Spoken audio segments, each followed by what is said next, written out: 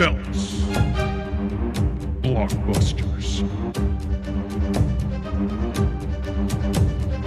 You are listening to the Triple B Podcast.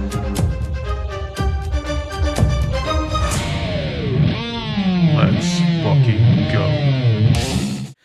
Welcome back to another episode of the Triple B Podcast, Bourbon, Belts, and Blockbusters. I'm Tim. I'm Ryan. And it's the show where we're going to sip on some bourbon. Hell yeah. We're going to talk about some wrestling. Hell yeah. And then we'll go to talk about those Blockbusters. Give me a hell yeah. Oh, hell yeah. Let's roll skididdly-doo. It's a holiday edition. This is the episode before Christmas.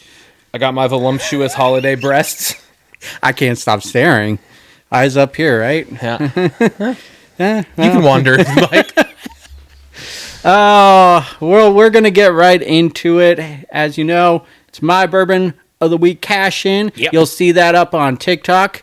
Highly recommend this one. Absolutely. As always. But what we got here is the Michter's Small Batch. All right? And what we know about it is it was the most admired whiskey in 2023 in the world.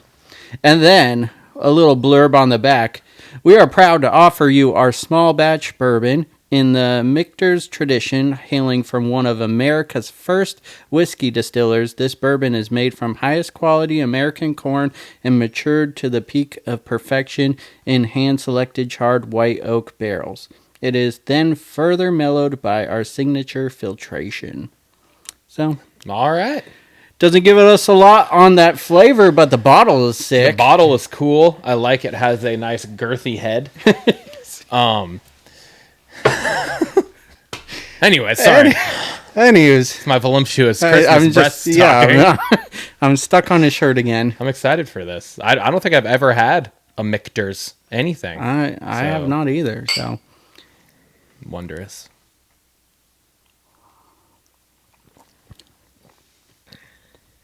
Oh, damn. That's really good. Oh, yeah. The smell of it is absolutely delightful, too. It's very sweet smelling. Mm-hmm.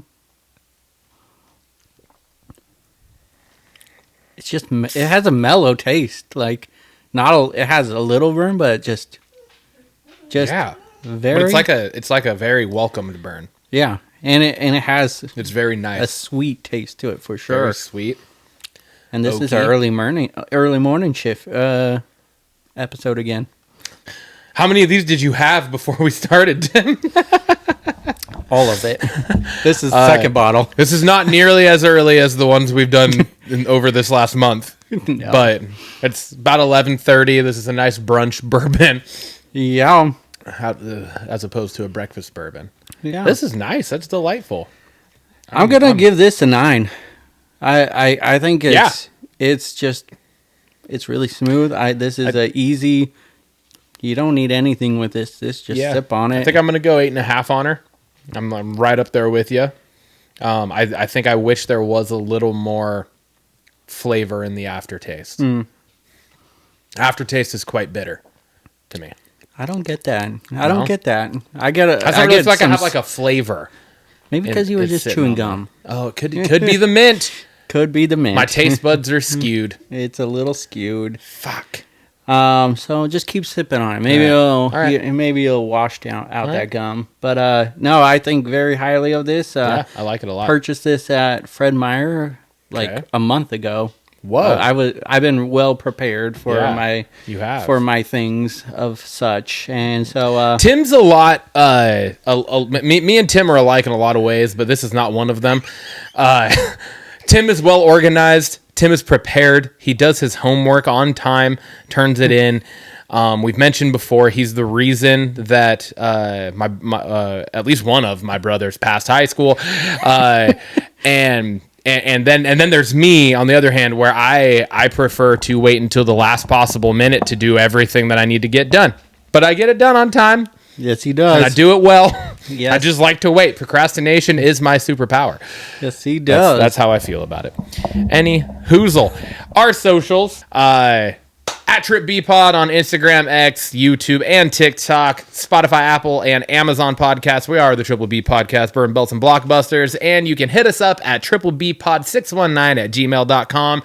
Throw us anything, ideas, comments, questions, concerns, anything you want, topics to cover. We will get back to you. We'll interact with you, and we will take your guys' thoughts and opinions. Ho, ho, ho. Ho, ho. Holla. Well, this is the holiday edition, Ryan. Before we get into everything, I got a little surprise for you. What? Yeah. We got a little gift here. What's going on here? We got a nice Maker's Bourbon there, signed by Jermaine Curse. What?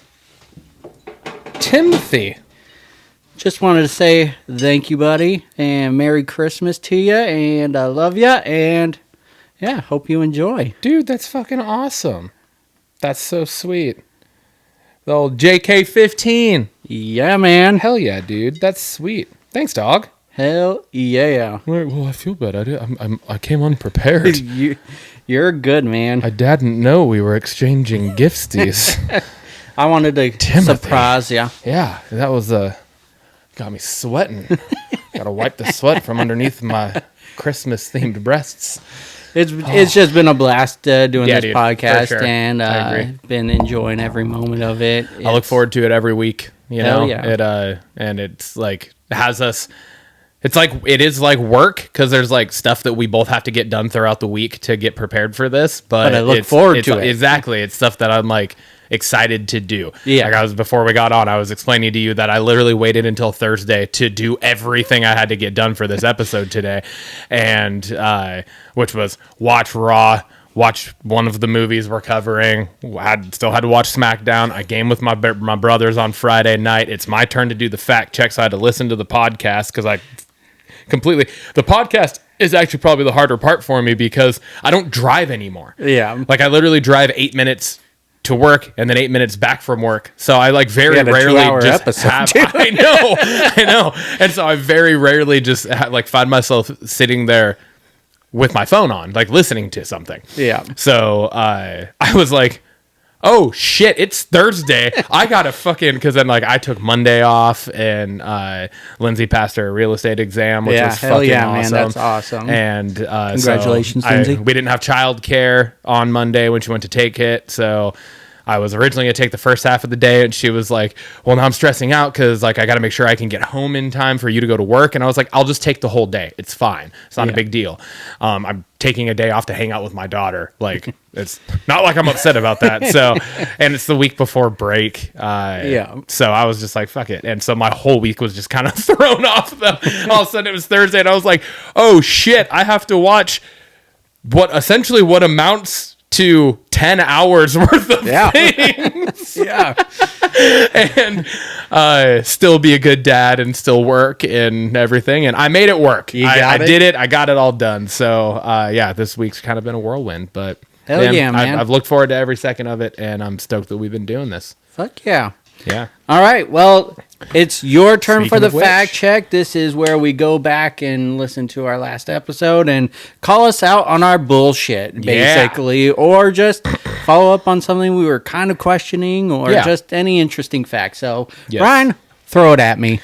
All right. So, like I said, it was like a 2-hour episode. I had to do the fact check, and I was very lucky and fortunate that we actually did pretty fucking good last week on that episode. Like we mentioned last week, I think we're paying a little bit more attention and being, I don't want to say careful, because it's not like we're like in our own heads when we're talking about things, but I think when we're getting prepared for it, we're a little more prepared than we have been I've definitely been looking up more things before. Just making sure that I'm like, okay, I'm not, that's right, I'm not fucking that up type of thing. So a lot of this really is just clarifications, or just like a couple things that like escaped our memory, stuff like that. Trying to look. There is not a single correction on here. And we only have 1, 2, 3, 4, 5, 6, 7 things. Sweet. So they're all really just clarifications or just like reassurances of things that we mentioned and are like, that was correct, but we were just kind of questioning it, Yeah. type of thing. All right, so starting with how many episodes of the podcast would we be at Oh, if yes. we never went to doing weekly? Because this is episode 29. Yeah.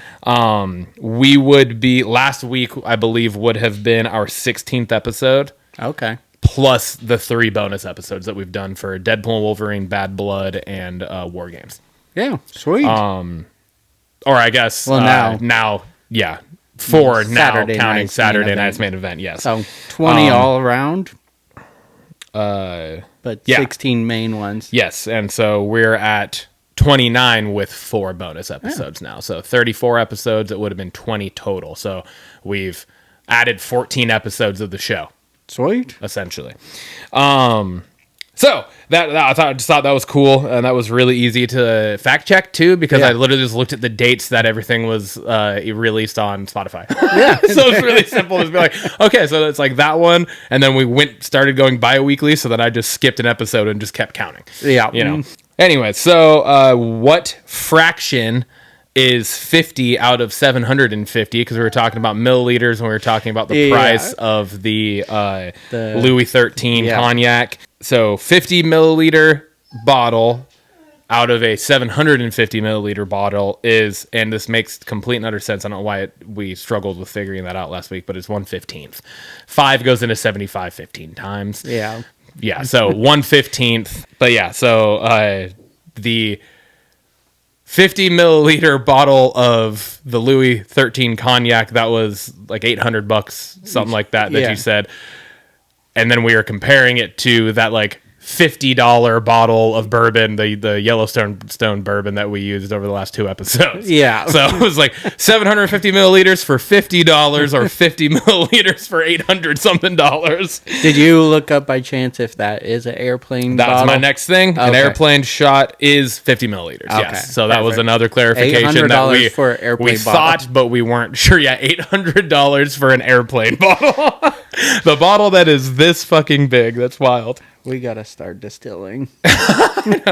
Just like we said last week, we can't make it take 100 years because that would not be beneficial. No. I couldn't. We talked about like Zac Efron, the movie Famous, where he's a double lead, and it's a more kind of like dark sounding, sinister type role. How he's kind of played in a few of those more serious, dramatic, scary, whatever type roles. And the main one that we had that I had mentioned was where he played Ted Bundy, but I couldn't remember the name of the movie. Oh, yeah, the name yeah. of the movie is Extremely Wicked, Shockingly Evil, and Vile. Oh. Yeah. I don't think I've ever heard the name. I Oh, knew really? he played the character, Yeah. but I never heard the name of the movie. Yeah. So cool. Meet the Parents, because we talked about Meet the Parents 4 is officially in production or pre-production, and all we could remember were Ben Stiller and Robert De Niro's character name, like main 4. We couldn't remember either of the wives. So Terry Polo is Ben Stiller's wife, and Blythe Danner is the mom. It's, Gotcha. Robert De Niro's wife. And all 4 of them are in talks to reprise their roles, along with Owen Wilson, Okay. who is also in the franchise, and he was in all 3, Meet the Parents, Meet the Fockers, and Little Fockers. Okay, perfect. And last but not least, we talked about The Nightmare on Elm Street, and the remake was one of the ones that you didn't care for. And then I just kind of threw out, I was like, if I'm not mistaken, the actor that played Freddy went for like the same role that Johnny Depp played or whatever and lost out. So this is like the one that is a fact check and a clarification kind of in the same. So the idea of what that is did happen. I was correct in that, but it wasn't, I guess it wasn't actually the same role. Like they weren't going against each other. Johnny Depp and Jackie Earle Haley, who played Freddy Krueger in the 2010 remake, were actually friends. Mm-hmm. Johnny Depp accompanied him to the audition. Oh. And then the director just saw Johnny Depp and then offered him an opportunity to read for a role. Yeah. It apparently wasn't the same role. Okay. Jackie Earle Haley did not get the part, but Johnny Depp did land the part. Nice. So, but then Jackie Earle Haley, obviously, then, it came out in 1984. So 26 years later, ended up getting the role of Freddy Krueger. The main role. And I think he did good. I just didn't like the way he looked. Yeah. He like him as an actor in that role was perfect. Oh, yeah. I did like the way he looked because like we talked about last week, I thought the realism of him getting burned alive and all that, and then like that's how he comes back to like haunt the people. I did like it, but anyways, yeah. Yep, Sweet. That's all I got for the fact check, though. That's it. Bad. Very clean episode, and like I said, that worked out in my favor. So I was like, whew. Well, we got to talk about it. We do have to talk about it. But you know what? We had an idea that things could go this way. We said last week's episode, I like verbatim said we could lose out all 4 games and go 8-6, 8-10, yeah, or whatever, and the season would still 8-9. 8-9, yeah, you're right, 8-9, and the season would still be a success. Yeah, just because of the way things have gone. We've seen really good stuff. We've seen a lot of bad stuff. We've seen things that need to be cleaned up, but nobody expected us to win more than 5 games. We've already won 8, and we still have 3 games left. At least one of them, 2 of them are. I think they're all winnable games. One of them should be a win against the Bears. Should be, but who knows? And then like the Rams is always a toss-up for the most part. So I just wasn't ready for the gut punch from the get-go. It was a 1-2 punch, and it felt like we were out of it for the game. Yeah, I agree. It was rough. It was definitely it was a hard one to watch because of how we had been playing over the last month. Yes. But this game felt direct, like we went back to October, and we're just like in the midst of that 4 out of 5 or 5 out of 6 game streak or whatever that was, where we lost, and we were playing very similar. They're like our offensive line all of a sudden couldn't block again. Gino was off when he was in. Sam Howell came in and looked fucking terribly. Charbonnet still busted off a few decent runs, but obviously without the blocking, and I think that kind of goes back to what I was saying last week, was like it all stems from the offensive line blocking. Charbonnet is not going to pick up that many yards after contact. No. He's just not. If he's getting hit, 1 to 2 yards behind the line, he is not picking up 6 or 7 yards on that run. Yeah. So again, not having K9, I think, hurt in that regard at least.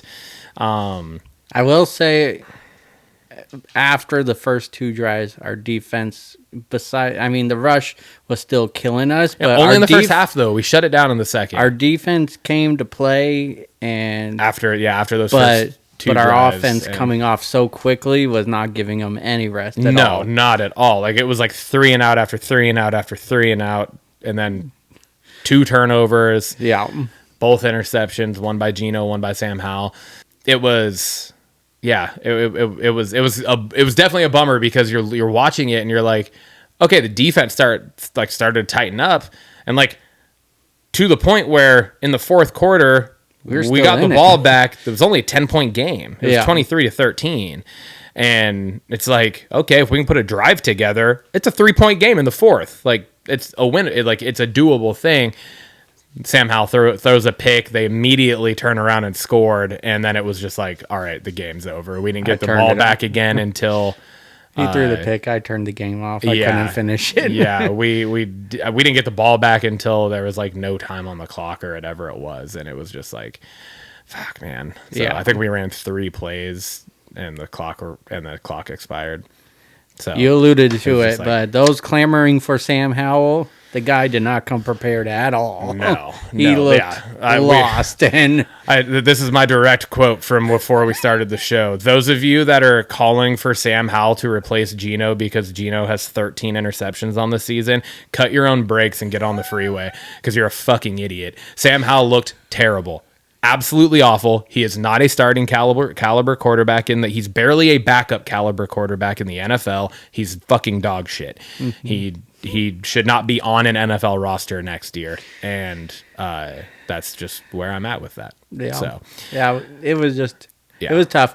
Brightness, JSN still got 80 Dude, yards. He's the yep. focal point of our passing game, and Absolutely. DK came up with a big like a couple, like it was just like a disguise where like it looked like he was the man we're going to, and it pulled everyone to where it opened up Jason. So the combo of the two is working, you know. So there is bright.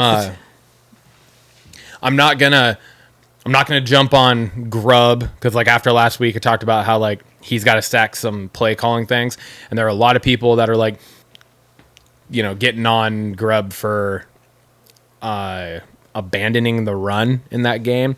But here's the thing: if you look at the stats, even when we were down fucking 20-3, he didn't abandon the run. Mm-hmm. He still would come out and he still was trying to do a fairly balanced attack. But it's like, at some point, we were down 14-0 before Grubb was able to call his fourth play of the game. Literally. Right? So, because we literally got the ball and went 3 and out, and then they scored again, like, immediately. And so it's fucking... At some point, it's you can't put that on the OC. He's now playing a 2-point or a 2-score deficit. Against the Packers. Yeah, you can't just fucking sit there and just try to run the ball because now you're fighting against the clock. Even though it's early, you're still fighting against the clock regardless. Now you're trying to make up ground. And he still did a pretty decent job of, I'm not going to say play calling in and of itself was a decent job because there are definitely a lot of questionable shit. Kind of back to that same old ways there. But he didn't abandon the run. Yeah. In any way, shape, or form until it was like later in the game, and it was like we have to fucking try something. Yeah. And then at that point Gino's out. Like we lost Gino partway through the third quarter. We lost our center. And, we lost our center. And but I forget the backup center's name. Yeah, I can't think of what it is. He actually didn't play terribly. That was kind of the nice thing, was he actually came in and played decent. So but yeah. Enough about that game. Yeah, it was moving tough. on. We got the Vikings tomorrow. What are your thoughts? At home again. I mean, dude, they're 12-2, legit defense. Sam Darnold is he's legit, but also streaky at the same time. He got a lot of weapons. He has a lot of weapons for sure.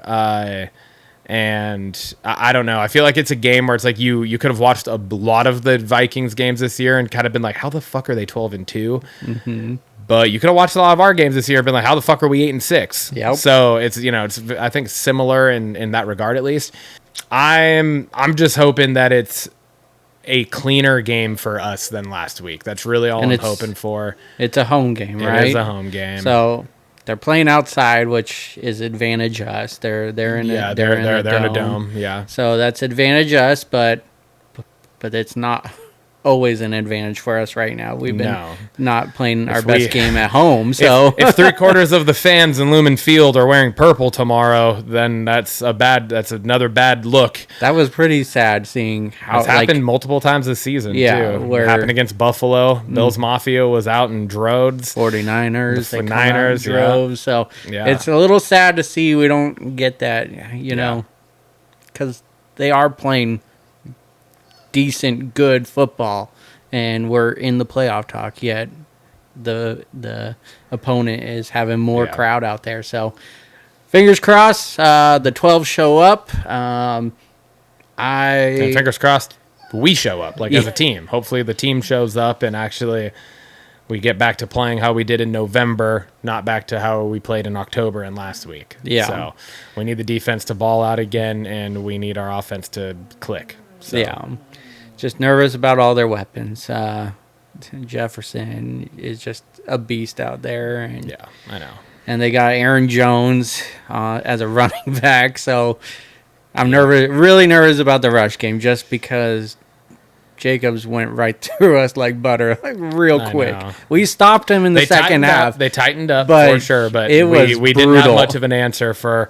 We clicked. It was like 82 yards. And, we gave up quickly to him in the first half or something. Yeah, he had I think it was combined passing and rushing. But on their first drive, Josh Jacobs had almost 50 combined yards, just on the first. He was the only one I think that touched the ball outside of Jordan Love on that first drive. Yeah. Like, it's just like, fuck.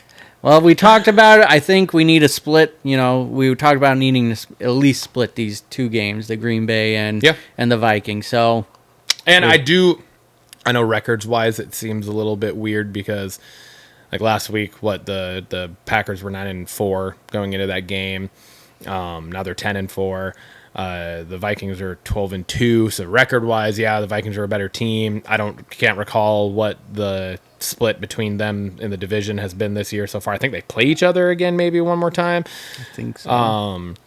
But I would argue that the Packers are potentially the better team all around. Yeah. Right, all around better team. I think the Vikings defense might edge out the Packers defense, but I think the offenses could. I think Packers offense and special teams might be a step above. I don't know. It's a big game. Big game. They're all. The rest of them are big games. Yeah. So, we'll see. We'll see how it goes. We got this. Yeah, we got it. We can do it. All right, man. Wellness journey check-in number 9. Where are you at, man? I'm at 231.2. I've lost a pound since the last one.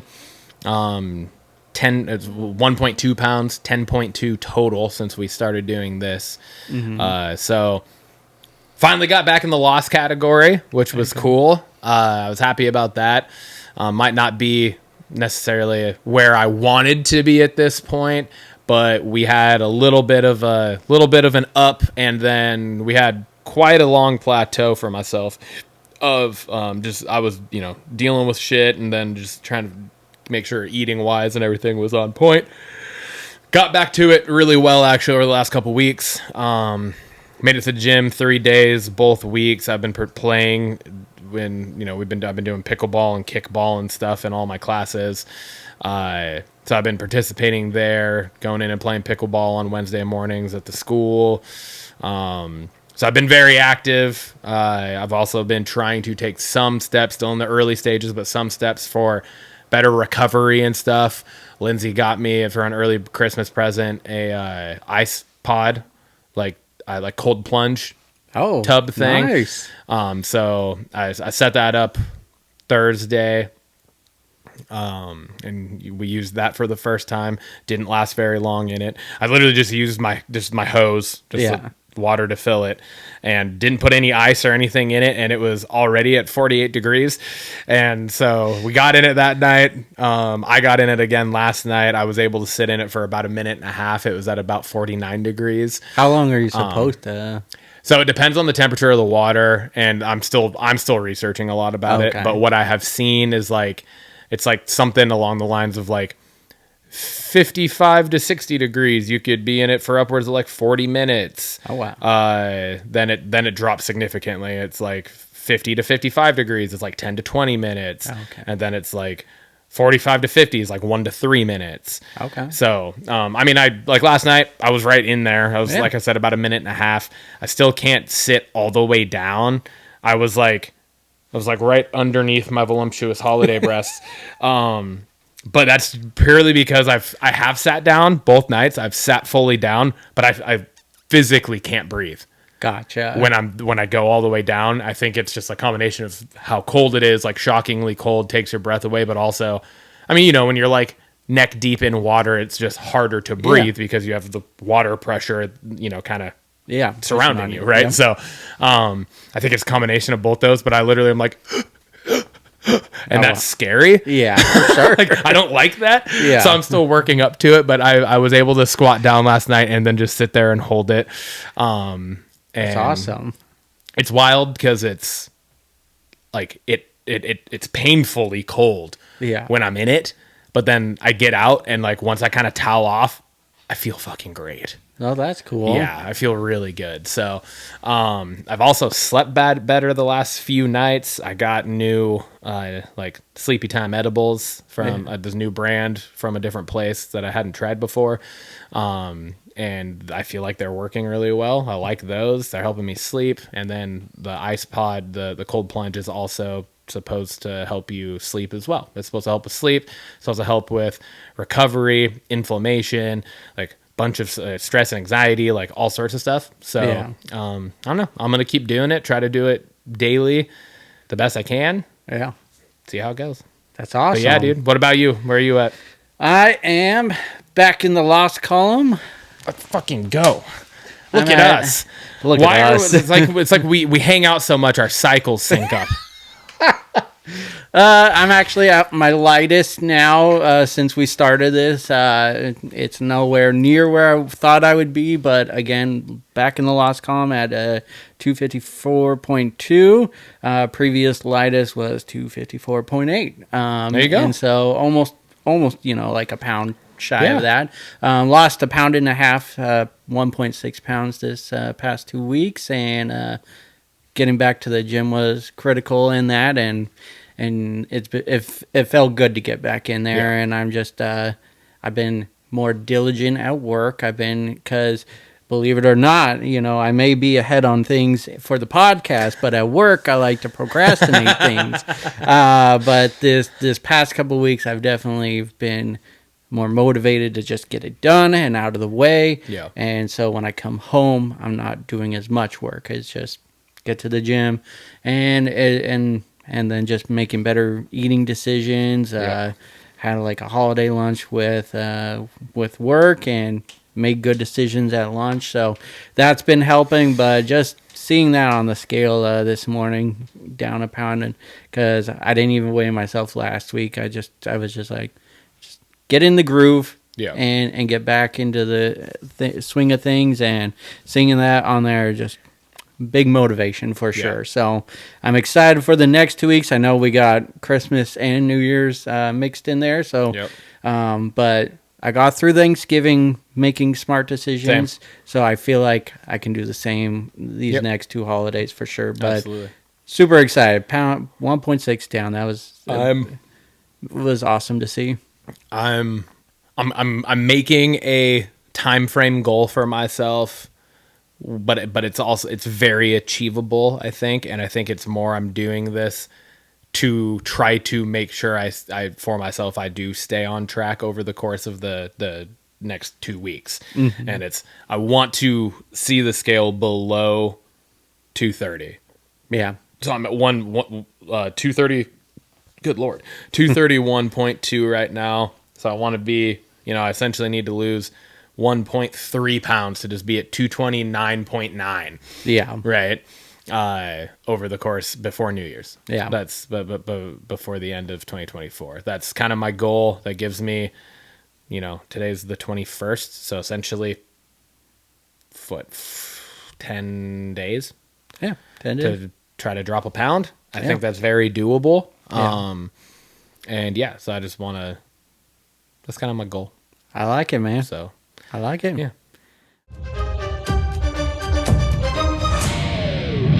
All right, man. That brings us to belts. And before I ask you that one single question, we have a little short recap real just quick. we put out a bonus episode of Saturday night's main event. Little did we know, right when we started recording, shenanigans was going on, and might have changed our decision on how that match went. I mean, I think our opinions were in the right place. I think so too. Like, for how big the feud was, it was not that great of, a result as what we were expecting. Yeah. But the aftermath kind of is what we were feeling. It fluffs it for Yes. sure. Yeah, So, definitely fluffs it. KO, post-show, goes in, gives a package pile driver to Cody. Looks brutal on the camera. Yeah, and then he steals the Winged Eagle belt. Yeah, and I think the most vicious part of it was him standing on top of Cody On the stretcher. while Cody's strapped into a stretcher. He stands on top of him and holds the Winged Eagle belt up to the crowd. Like, seeing that replay of that on SmackDown last night was like, oh shit! Like, Yeah. damn, Yeah. I knew the pile driver happened. I knew he got into the confrontation with Hunter. I knew he took the belt. I did not know he then stood on top of the man while he was strapped into a stretcher. Yeah. Okay, that's a whole new level of heel KO now, Yeah. So I think this is the the heel KO that everyone loves, and it's exciting for TV and everything. But we'll talk about that more later. So, with that said, Ryan, what do you want to talk about? Well, we got to start with the opening segment of Raw. Hell yeah. You get CM Punk out, doing his thing on the mic, calling out Seth Rollins, and boy was he calling out Seth Rollins. He was throwing barbs left and right. Yes, he was. Then you get Seth coming out through the crowd, and they start exchanging barbs, and then it breaks into honestly one of the best like brawls I agree. that have happened in a while, and we've had a lot of brawls on Raw since Adam Pearce became general manager, like weekly almost. But I loved the way that this happened, because it's like most of the time, they start brawling, people come out, they get separated, and then they break free and they jump back at each other, they start fighting again, and then they get separated, and that's usually the end of it. These motherfuckers broke free and went back at it 6 different times. I swear to God. But then the one where they both broke free and then ran out back into the crowd, up and around, and then met back. Yeah. I was like, okay, that was a cool kind of added wrinkle to it, because you don't see that very often in that situation. Exactly. So, I thought it was awesome. I really enjoyed the opening segment. If I were one of those pundits where you're grading all the segments, I would have given that an A 100%, because it was a fantastic opening to Raw. The barbs were great. Yeah. It was the CM Punk saying, "Oh, you're right where you belong." Fans of CM Punk up there. That was just. It was perfect. It was a. He's so good on the mic, but so is Seth Rollins. So Seth Rollins right back with it. Yep. Quick bar back, and they're just so good on the mic. They're so alike, and it's just it's perfect for this feud. And absolutely, we get them at the Netflix premiere as the main event of the show. They're closing out the show. What will be the new reference to January 6th. Yes. WWE. Thank goodness. WWE is now the new reference to January 6th. Woo! Netflix premiere. For All sure. right. All right, Timmy, what about you? There was a new vignette that it showed right before a Netflix one. You kind of blink and you think it is a Netflix one, but it showed 0. And then it had a cross through it.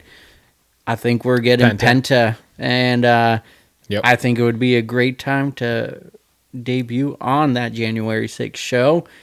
Fantastic wrestler. If you haven't seen him, he's incredible. Amazing. The only thing I'm nervous about is he got a lot of banned moves that he does that WWE probably won't let him do.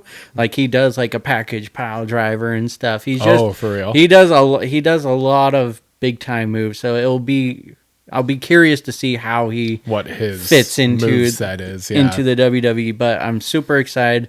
I wish AEW would just fuck off and let Ray Fenix come too, because those two together are amazing. But then in their own rights as individuals are also amazing. So. And I also think it will make for a fun storyline down the road when he's able to come, because I think that's the plan. But Penta's getting beat down by someone. Yeah. Ray comes for the save. Big pop, right? Yep, I agree 100%. So really excited for that. It was literally a blink and you miss it vignette. Yes, it was for sure. Especially if you're fast forwarding through commercials, because it was on the way back into to a match. So excited about that. We finally got the goddamn tag titles off of Judgment Day. I got that too. The War Raiders, my dogs. They finally got it. I don't know why they didn't drop it the first fucking time around. It did very little to build anything extra, so it was kind of disappointing that it happened the way it happened, but it happened nonetheless, and that's what we're here for.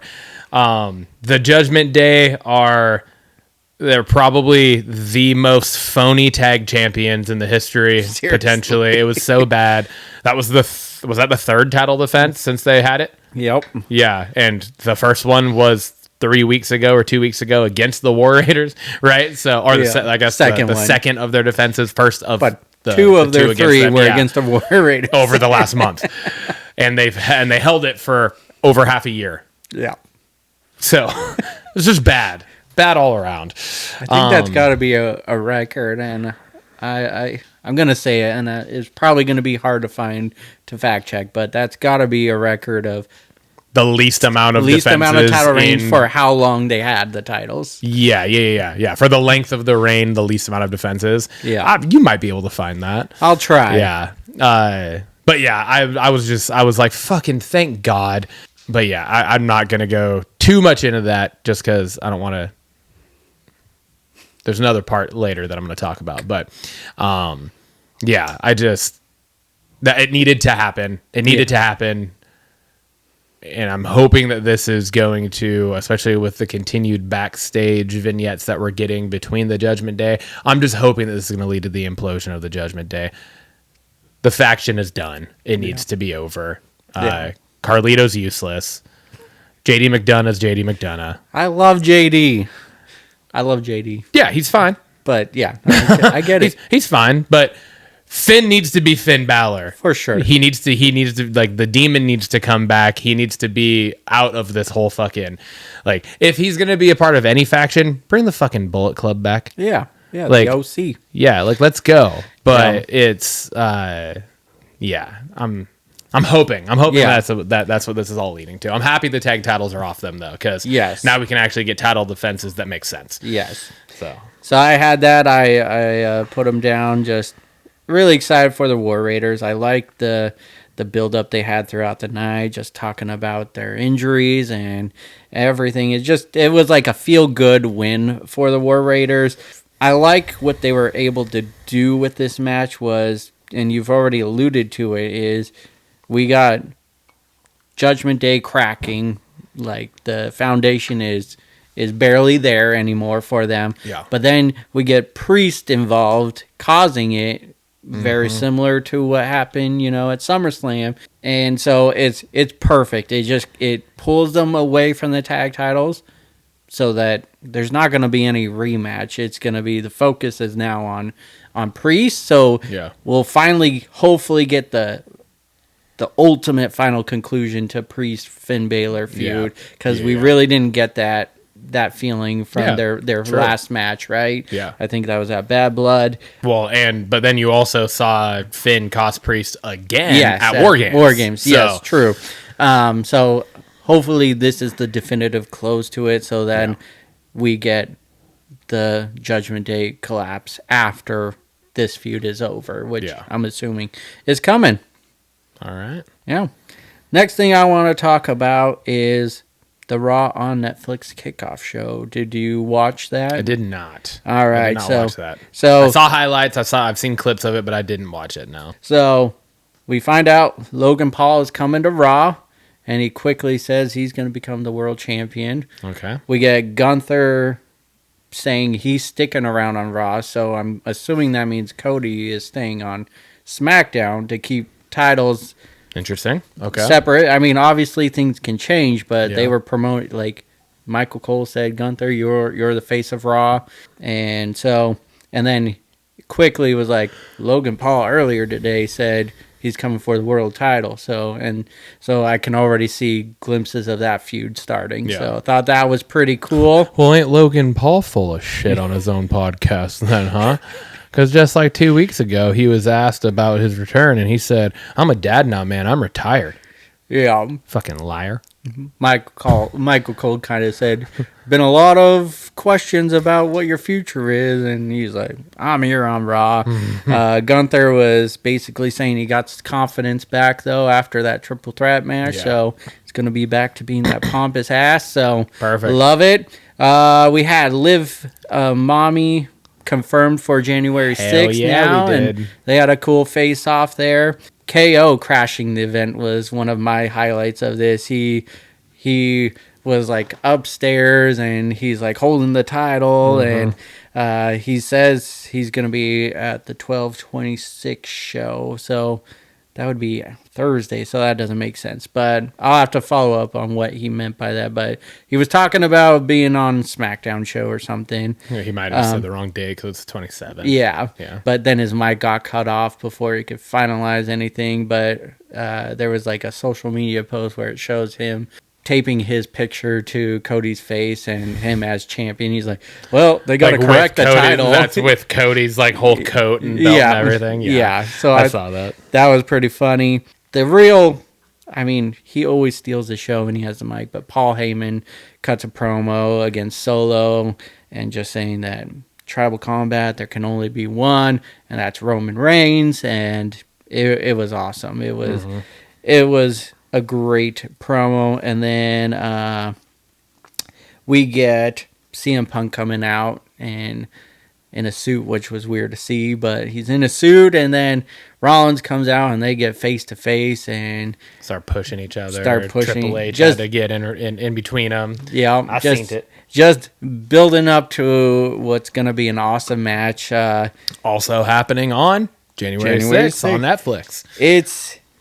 I thought the coolest thing was just saying, CM Punk said it, but just they got very similar personalities, him and Rollins, and they got big egos, so it's too big to have in one locker room. So it's like the perfect foundation for a feud and everything. So really liked it. Has a big fight feel to it.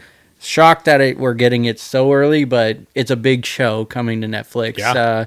So you got to have a big main event. I mean, that's arguably this is like, it's going to be like this, and WrestleMania will be like the two biggest shows of 2025. Yeah, potentially. that's what it feels like. Yeah, they're setting it up like that. Yeah. So really, it was a really cool little 1 hour thing on YouTube and X and on social media, but it helped build up that excitement for Netflix show. So I'm excited for that. Yeah, awesome.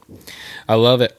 Next thing I want to talk about was just the entire opening segment to SmackDown too. Like both shows this week had really strong openings. You get Bloodline out, then you get Drew McIntyre, then you get Jimmy attacking Drew McIntyre, then you get LA Knight and Andrade and the fuck is Apollo. his name? Apollo, thank you. Apollo Crews all coming out, and it's just like The transition to that was so badass. But then you have that match take place, and then during the match, now you have Shinsuke come out and attack LA Knight. Yeah. Right? It leads to the Bloodline winning that match. And so it was just like there was so much storytelling and feud building and storyline creation and continuance happen within that in a lot of different veins. Yeah. Right? Like there was a lot of different things going on, but it all happened so smoothly in a transition from one thing to another that it was great. It was just all around really good opening. And yeah, I just like, again, it was just building. You get, I put down that Solo is more and more each week. He is just turning into a legit character. Yeah, he's legit in the ring. Each week he's in the ring. I feel like it's more and more like you're just seeing him get better and better and better in the ring. On the mic, he's fucking just gold. He's amazing on the mic already, but he just keeps stepping it up time after time. He's feeding off of the crowd. Just completely shitting on him, and he's just giving it right back like time after time. I would argue he's one of the best now to be feeding off the crowd. He's so really quick to react to it, and he's really good. And it comes across smoothly. Yeah. It doesn't sound cheesy. Yeah, it's boom. I love it. Yeah, it's really good. You get the continuance of the build of the whole Drew McIntyre angle, which is definitely, and I'm on your side now fully. It is the what is it? The He-Man Roman haters. Yep, the He-Man Roman haters. Because that is definitely now like CM Punk's not even in his mind. It doesn't seem like it's all about the fact that they all teamed up with Roman. Yep. And yeah, so you get that continuance. Then the Jimmy part, he attacks Drew. And then you get the Shinsuke and LA Knight continuance. Like, it was just all around just like this great build to all these different things that have been going on. And they were able to do that cohesively in one segment. It was awesome. Yeah, I have that written down as well. And it kind of blends in with what we were talking about with the War Raiders. Is it like it was generating multiple storylines where you can see it just from a match, and I don't think we've ever really seen that before, and it's new, it's refreshing. I really like this angle with Drew where he's going on a hit list of the bloodline, essentially the OG bloodline, and who screwed him over. I wish it was happening slower. I thought it would be, but I get that he had to come back because other people were taken out. Yeah. But it would have been cool just to see Jay all of a sudden get taken out. Not just mystery behind it. Yeah. Jimmy get taken out, and just one by one, just seeing people get taken out, and then a slow reveal to Drew being behind it. Yeah. But I'm still here for it because it's super exciting. And then Solo is included in this, which I like, where they're meeting eye to eye for right now, but he also is like, in the future, I'm coming for you. Yes. Yeah. So love this. Love the hit Let's put list. our differences aside for the common good, but then once that common good is done, it's war. Yeah. Yeah. And then, like you said, I loved this transition where it just quickly went to the 3 LA night and everyone running out towards them. It was just the perfect transition. It was great. It was really good. And then I don't think I've ever seen it where the champion goes on attack. So Nakamura attacking LA Knight. I know. It's like, he's the champion. He won. Like, you don't need to attack him. Yeah, but he's continuing the feud. Yeah, which I thought was cool, just because, again, it's not something we typically see. Yeah. So I really, really loved that opening. Yeah. Probably one of my favorite openings, even including Apollo Crews in that group. Yeah. Which just He seems did- so random. But he did great. It does seem random, but he did a really good job in the match. He is a good wrestler. Yeah. It just came out of nowhere. Yeah, it did. So, it did. But yeah. yeah. All right. My last thing, because we've hit almost every single one. Mine is KO saying he hasn't snapped yet, and what he does next is on WWE's hands. So it's just we're seeing the more villainous side, and I'm loving it. Everything about the KO thing, and he kind of has it right. Like, he pinned Cody with the stunner, but no one was there to count it. I love the angle that he's like, I'm keeping this title, and I feel like what he's referring to, it's up to you guys next, is basically saying, I am the champion. Like, you Cody's out, you're the champion, and I don't think they're gonna agree with that, and that's what's gonna snap KO. I'm wondering if, so two things. First off, the snapping point that KO referenced, I love the way he did it, because he was saying, like, oh, when you push a man past his, like, something that wasn't not verbatim, but like something along this line, like, when you push a man past his tipping point, like, blah, blah, blah, these are the things that happen. And the thing is, I haven't even gotten there yet. Like, and it's like, oh shit. Like, that was really like a kind of put you in your place type of moment. Like, it was like, oh fuck, like, this motherfucker is unhinged. And we haven't even seen the worst of it yet, is what he's alluding to. So I like that. And then I'm also wondering, like, so the whole Winged Eagle belt, it was one night only at Saturday Night's Main Event. But now KO still has it.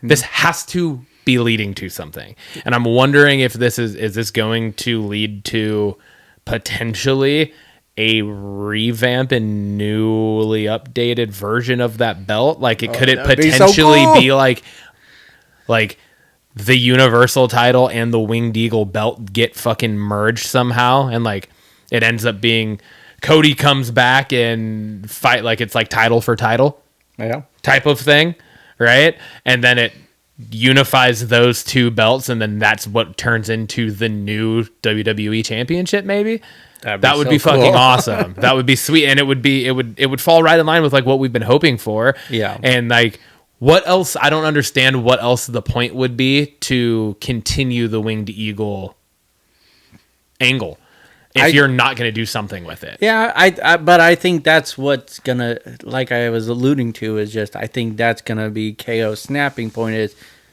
I'm keeping this title because he feels entitled to it. He thinks he got the win, but didn't get the, obviously the when official. He's the one that pushed Cody into the ref that caused him to not get the win. But I that's love a that heel. too, though. That's a the heel look. Thing. Yeah, I love that. But I think he's gonna say, "Hey, you need to announce me as champion," and they're not going to, and that's what is gonna happen.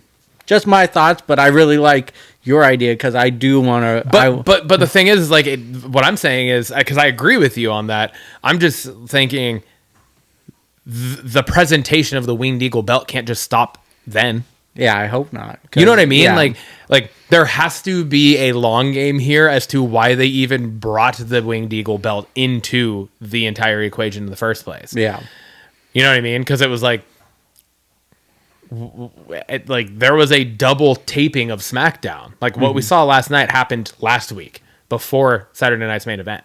Oh, okay. Yeah, it was a double taping last week. Oh, gotcha. So last night's SmackDown wasn't live, and so what was happening at Saturday night's main event, like they already knew what was going to happen.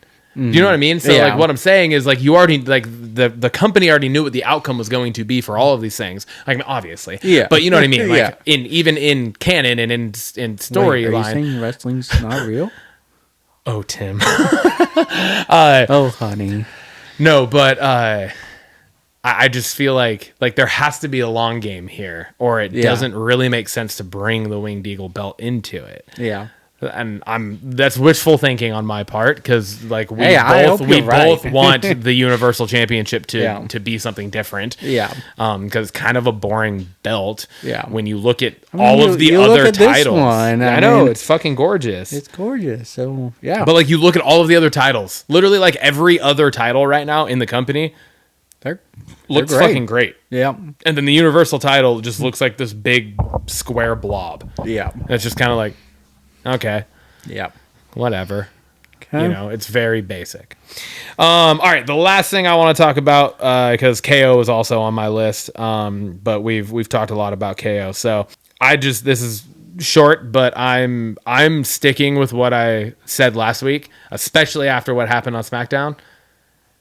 I think Naomi is the one that did it.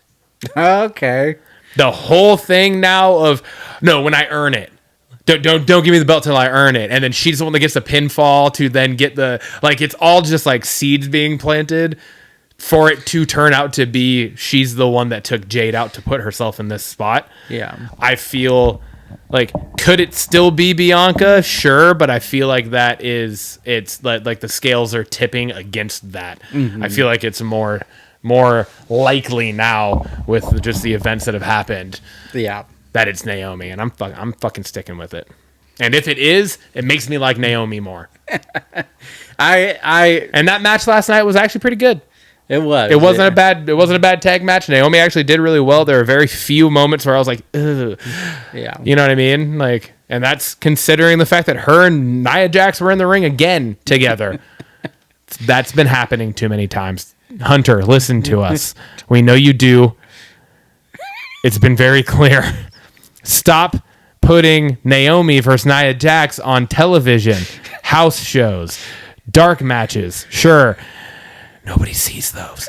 Stop putting them against each other on live television because it's not that good, even though last night was okay.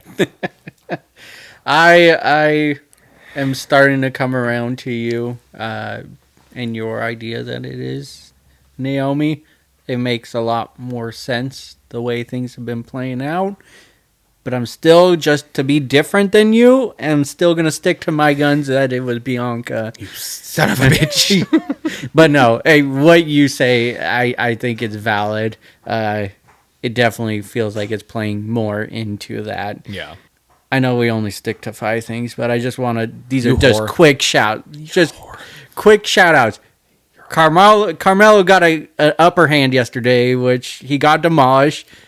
I kind of liked it last night, but yeah.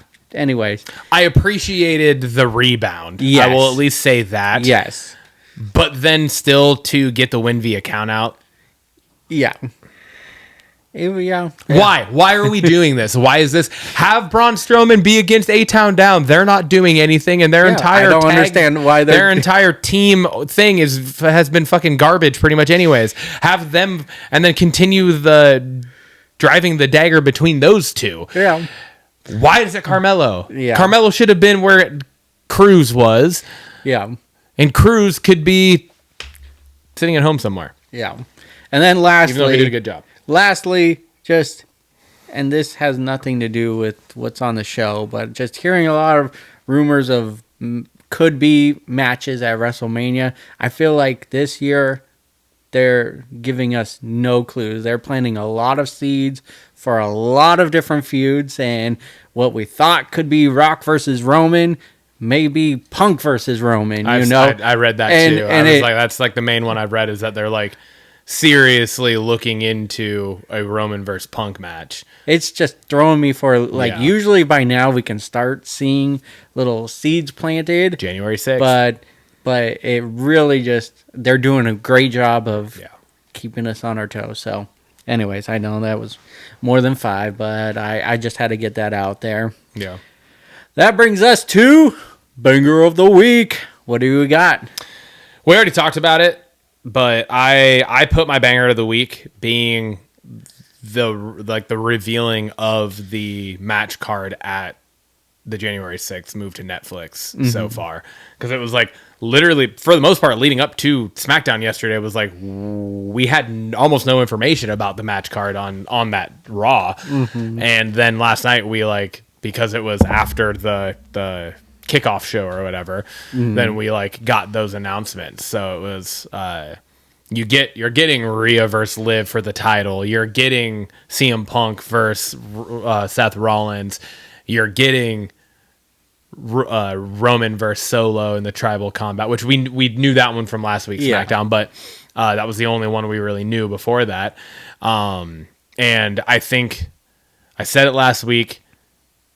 I will be shocked, and you have said this multiple times over the last few things, but that was, I think, more wishful thinking because you wanted to be there when The Rock came out.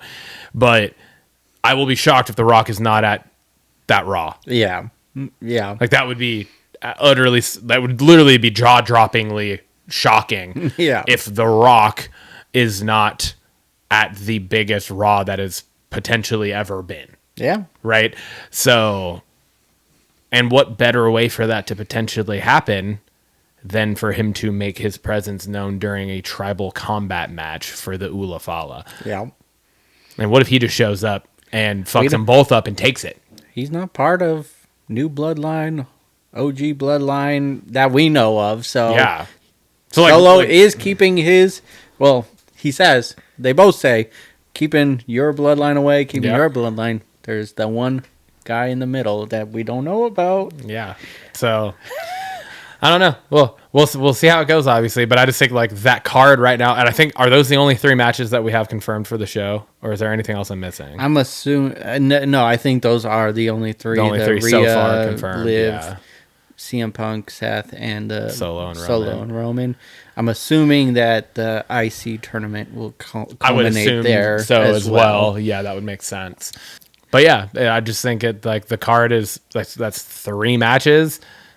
That's already those 3 matches right there is already the biggest Raw that we've seen in a long fucking time. So yeah, I gotta say this, I'm so excited for this Raw. The anticipation is growing. It feels like a Mania night, and really excited. And we're getting it. Am I, correct me if I'm wrong, but didn't you tell me that it will be on at 5 p.m. It'll be on at 5 o'clock for us. Yep. We might have to watch that together too. I was gonna say I don't watch a lot of them live anymore. This show we have to watch live. We have to watch this one live. Yeah. So we might, whether it's your house, my house, doesn't really matter, but we'll figure out how to make it work. Yeah, for sure. My banger of the week. This was a tough week because I had a thing, and then the intro to SmackDown happened. I was like, oh, that's Fuck. But I'm gonna stick with my gut on the. We already talked about the intro to SmackDown, so that's fine. We Yeah. talked about how we loved it. My banger of the week was Ludwig versus Breaker. That match was. It was fucking awesome. If that's the future of WWE, it's in great hands. They are athletic. Yeah. That match was a Absolutely. banger. It was toasted. It was everything I wanted. It was a great title match. So, Ludwig, man, he's underrated, I think, and he's coming into his own. Yeah. And I love this storyline of Gunther pushing him out there as well. So yeah, that was my banger of the week. Hell yeah. Belts question of the week. I posed this one.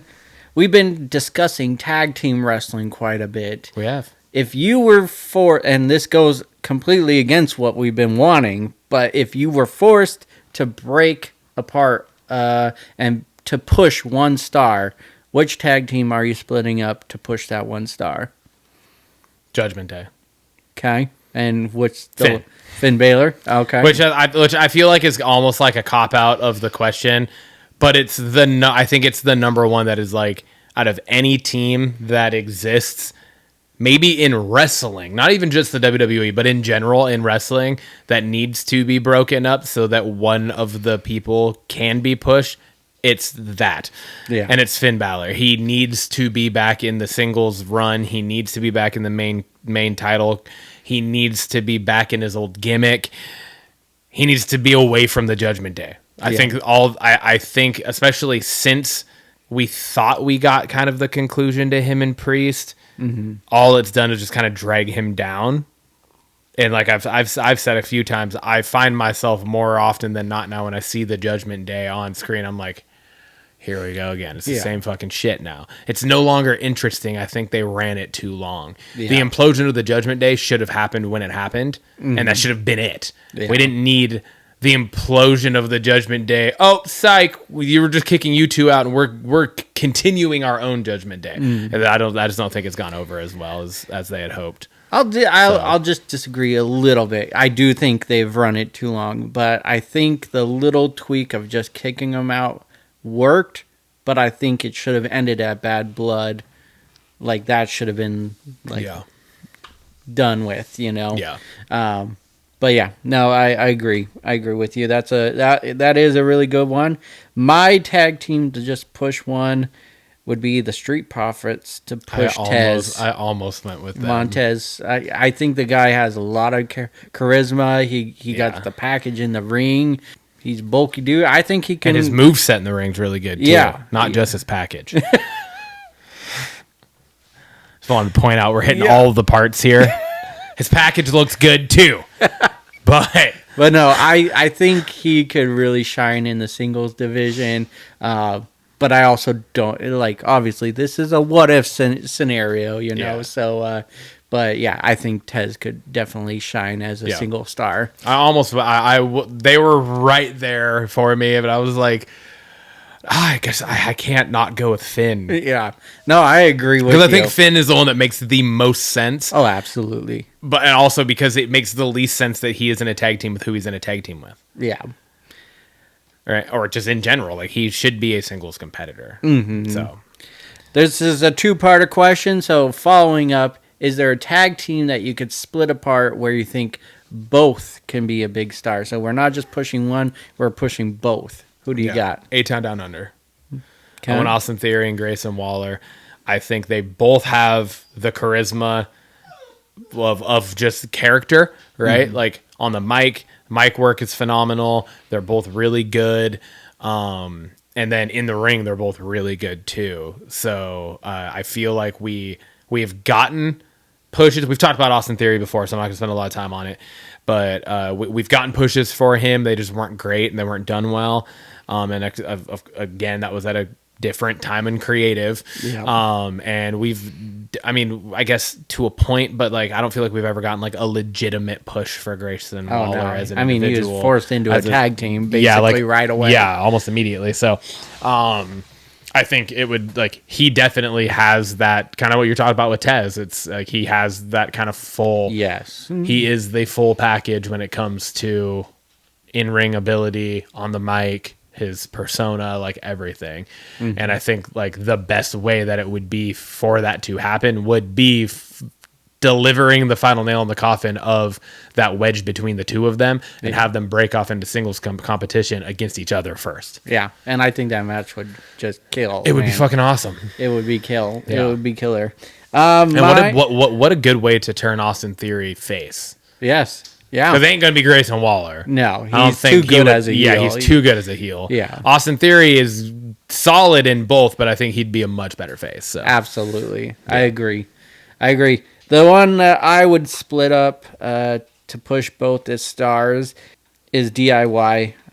Just because I watched a lot of them in NXT and see what they can do. And they're, again, one where you could split up and have them face each other and deliver just a banger of a match. Yeah. Ciampa is a great heel. He does great in that role. I think Gargano could be a great face as well. So that would be the team that I push as both as a star. And again, what a fucking great match that would be to cause that would, again, be... Because that's essentially how you get a tag team breaking up, is them going against each other to some capacity. And them in a singles match would be phenomenal as well. So if you got time, just go watch some of their feuds on NXT. Yeah. It's great. Yeah, so really good, yeah. Perfect.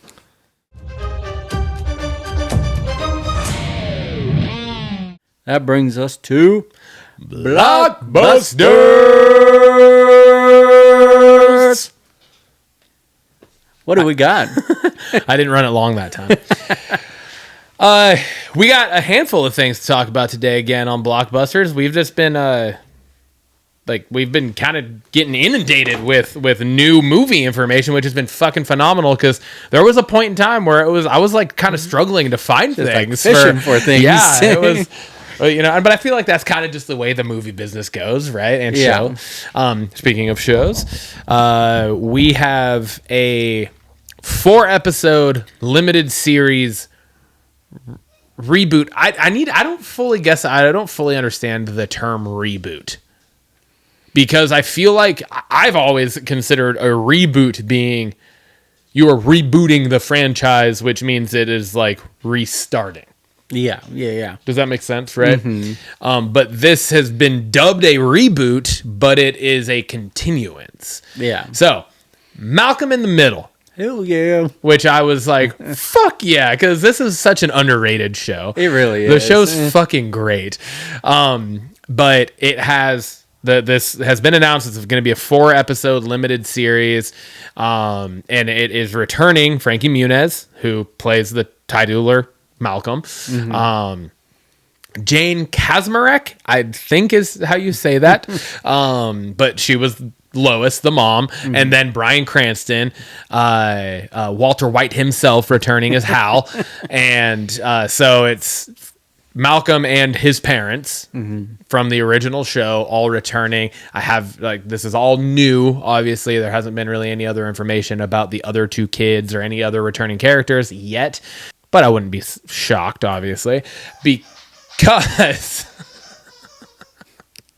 the log line reads that Malcolm and his daughter are drawn into the family's chaos when Hal and Lois demand his presence for their 40th wedding anniversary. Perfect. That's like the perfect setup for a short reunion of the show.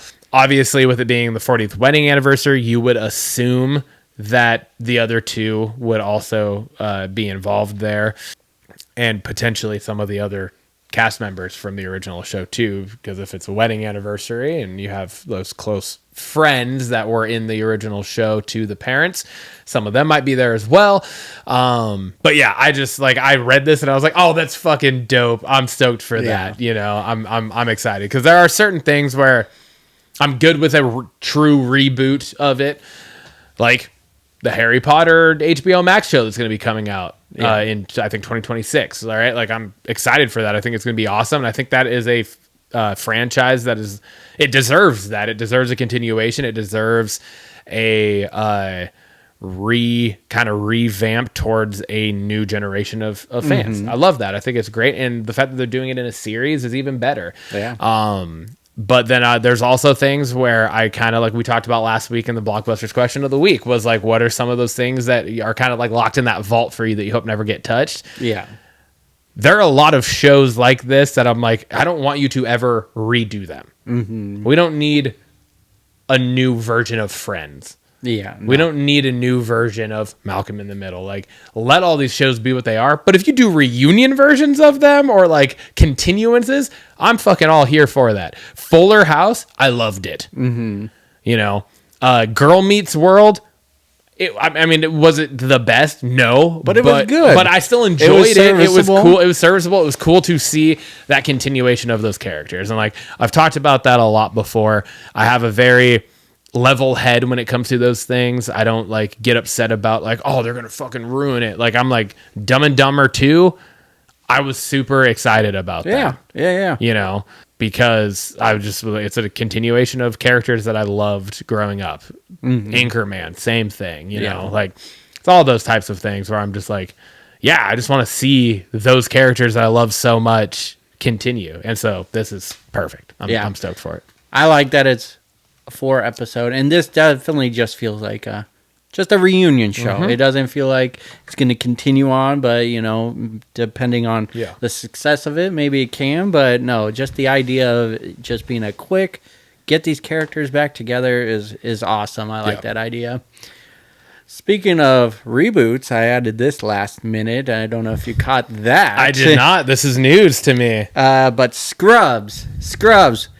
It's official. The return to Sacred Heart is happening. It's been confirmed by ABC and Bill Lawrence, and some of the original cast is already in the works to return, which would include some of the cast from Season 9 as well. Season 9 was kind of a reset of the show. Yeah, it had like the original characters in those now... like teaching roles. Yeah, teaching roles. Mentor roles, I think is probably the best word for it. Yeah, so... the series ran for 9 seasons between 2001 and 2010. Rumors of a reboot have been swirling around since 2017. Mm-hmm. Not a lot of other additional information available on that, but the show is great. Like you said previously, for Malcolm in the Middle, just seen Zach Braff and the other guy. I can't think. Turk. I know. Turkleton. Turkleton. I can never remember the actor's name. Brown Bear. Brown Bear. I can't wait to see them on screen again together. They've done commercials for like, I think T-Mobile. Jason Momoa. They've been great. So it's awesome. Really excited for this. Show was amazing. Loved every minute of it. Yes, same. I love Scrubs. Scrubs is one that... Your brother introduced it to me. Nathan really? did, yeah. I don't rewatch this one nearly as often as other shows. But I should. Yeah. Because it's so fucking good. It really is. Really, really excited about this one. And so we'll be excited to hear more people returning for this one, hopefully. Yeah. So Novocaine. This is one I added on here as well. Looks good. It looks crazy. It kind of... well, we'll get into it. Synopsis of this. When the girl of his dreams is kidnapped, everyman Nate turns his inability to feel pain into an unexpected strength in his fight to get her back. Stars Jack Quaid, Amber Midthunder, Ray Nicholson, and Jacob Batalon. Directed by Dan Burke and Robert Olson. And we got a release date of March 14, 2025. Basically kind of a like knockoff superhero vibe to it, kind of like Hancock is what I was getting vibes of. Looks crazy. I don't know how this it's like Hancock vibes, but if the dude is a legit regular guy. Yes. Like he doesn't have, like, literally his only ability is the fact that he just like he has a condition where he just doesn't feel pain. Yes. Right. So it's like everything, he can't fly, he's not super strength, nothing like that. He's just your normal fucking average guy. And if you know who Jack Quaid is and what he looks like your everyday normal average Joe. Yes. Right. He's not like jacked. He's not, and it's like no, he's just like your normal average dude. And it's perfect. The trailer for this got me so hyped. It looks like there's going to be some brutal scenes in it. Oh my god! But I love kitchen scene, the fight where he just grabs the frying pan. Oh my god, man! Like dips his hand in the fucking boiling oil to like deep fries his hand to grab the gun out of it, but he can't feel any of it. Love the scene where he's like, "Oh yeah, oh this hurts," with the arrow in his leg, and he's like, "Oh yeah, that was the worst. Oh, that's so much worse than the other one." Pretending to feel pain because he doesn't know how to feel pain. It was so good. Also like that it brings two of my favorite worlds together. We have Ned from Spider-Man acting in this movie and Jack Quaid from Scream. Yeah, and the boys. Yeah, that's right. Yeah. So where he also plays a just everyday average Joe in the boys. Yeah, so super excited for this one. Looks crazy. That will be one I need to check out in the theaters. So yeah, same. Dude, we got the, I guess, world premiere of the teaser trailer. Yeah, for James Gunn's DCU Superman. Yeah, which is like the official reboot of DC movies. James Gunn and Peter Safran took over as the head of DC. It used to be the DCEU when Zack Snyder was it, with Wonder Woman, Man of Steel, Aquaman, Batman vs Superman, the Justice League, Suicide Squad was a part of that as well, even though that was directed by James Gunn, kind of ironically. The second one was, not the first one. I guess that's true. Yeah. Good point. But we've gotten a couple of the DC movies since James Gunn and Peter Safran took over, like The Flash, and there were a couple of Aquaman 2. And I want to say maybe Birds of Prey came out after they came. No, that was before. No, that was before. There was one more though that came out, but I can't remember it. I mean, Peacemaker. Well, yeah, the Peacemaker show. Yeah. Because like Peacemaker season 2, which was after they took over. But anyways, this is like this is being considered like the actual legitimate reboot, where it is like resetting everything. Like this is apparently going to be now the beginning of what the future of DC comic book movies are going to be. So, synopsis for it. Superman tells the story of Superman's journey to reconcile his Kryptonian heritage with his family upbringing as Clark Kent of Smallville, Kansas. He is the embodiment of truth, justice, and the American way, guided by human kindness in a world that sees kindness as old-fashioned. It stars David Corenswet as Superman, Rachel Brosnahan as Lois Lane, and Nicholas Hoult as Lex Luthor.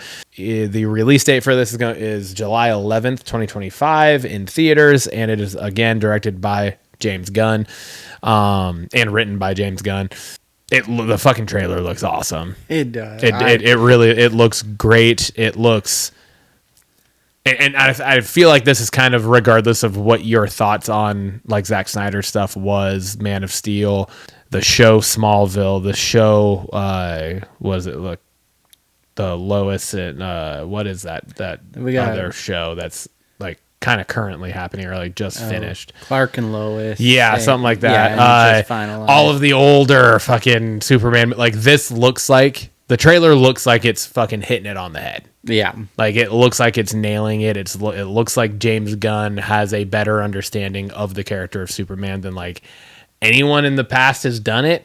It looks really good. I'm really excited for it. And this is coming from someone who Superman is like my least favorite superhero of all time. I think I've always thought Superman is like one of the most boring superheroes because he has fucking everything, and it's like he's so powerful. Yeah, like his only weakness is a rock. Fuck you. But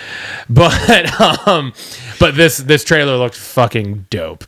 It looks really good. I'm super excited for it. It looks really good, and it's like I liked the darkness of what Snyder brought to the DCU.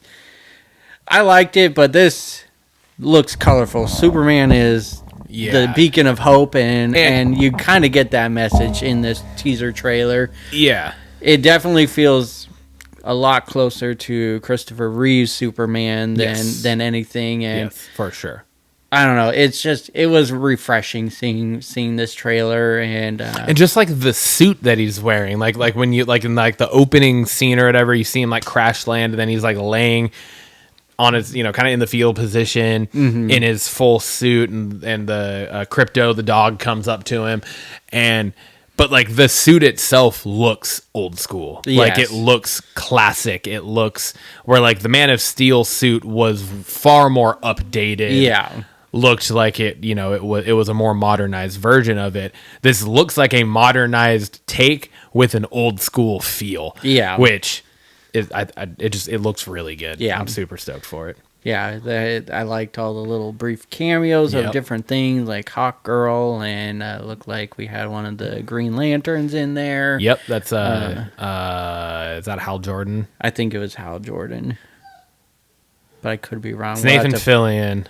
I don't think it's Hal Jordan. He's playing because he is Nathan Fillion. What we saw in the trailer, he is playing a character. God, I cannot remember the name of that character, but it's a part of the Lantern Corps, the Green Lantern Corps, and then there's going to be a show apparently based off that will then star a couple other people as Hal Jordan and Stewart.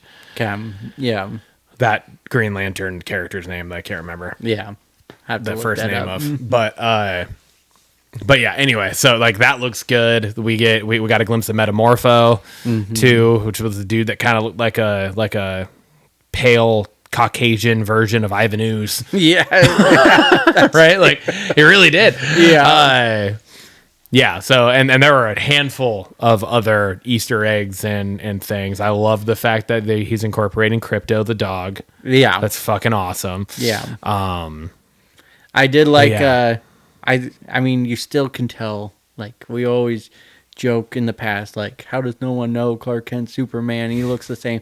But I liked how like he has curly hair, like full on curly hair as Clark, and then he got slicked hair as Superman. His presentation actually did change a little bit, but it was enough to be like, okay, yeah, okay. It doesn't look exactly like it's like he's getting a perm to go to his normal day job, and then he looks like he's coming out of Greece when he's in Superman role. Yeah, so.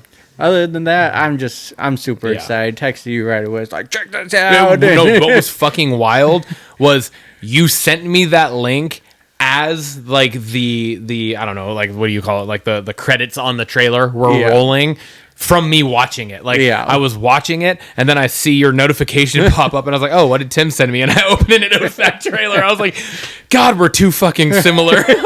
We're watching the same shit at the exact same time throughout the week. Exactly. Yeah. Perfect. I added this one as well, and again, we're on the same thought process here because you texted me later, and we're like, dude, I was gonna add that too. This is called Death of a Unicorn. This was news to me. I hadn't seen anything about this in production or nothing, which is surprising to me because of the two leads of it. I was like, how the fuck did I not see anything about this until the trailer came out? But Death of a Unicorn. The synopsis is a man and his teenage daughter accidentally crash into a unicorn while they are en route to a crisis management summit with his boss Del Leopold and Leopold's family.